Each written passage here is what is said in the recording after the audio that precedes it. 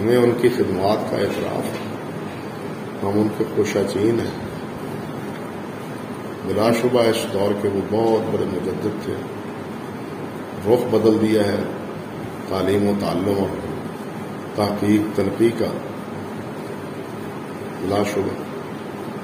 شیخ اس کی وجہ یہ ہو سکتی ہے کہ شیخ البانی باقاعدہ نظامی تلمذ کو طے نہیں کر سکتے، یہ ہے سر نظریہ وہ تیسرے کو منتقل نہیں جی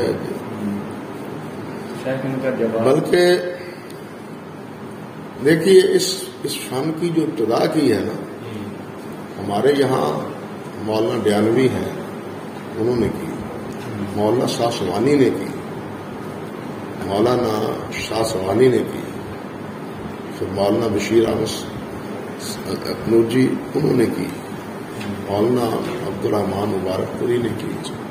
مولانا ابو سیف بنارسی، ابو القاسم بنارسی، ان کے والد سے عبدالغنی بنارسی غالباً، ان حضرات نے یہ رجال کا جو ہے نا بر صغیر میں ڈول ڈالا ہے،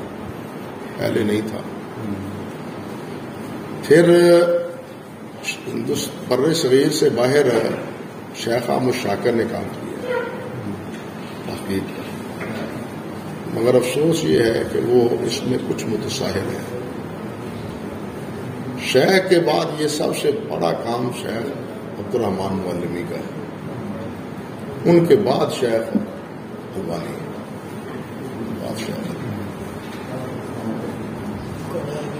شہرت زیادہ شیخ البانی واللہ نبی، اصل تصانیف بہت زیادہ ہیں، کتابیں بہت زیادہ ہیں، لیکن شیخ معلمی میں جتنی گہرائی ہے نا، یعنی فنی اعتبار سے، فقہی اعتبار سے، میں نے حضرت آفشاہ رحمۃ اللہ علیہ سے پوچھا، یہ بات وہ کہہ سکتے ہیں، ہم تو نہیں کہہ سکتے، نہ کہنی چاہیے، کہ آپ نے شیخ البانی کو کیسے پایا ہے؟ تو شیخ صاحب فرمانے لگے، بھائی حدیث کے مراجع اور اس کے جتنے کہنا چاہیے کہ نسخ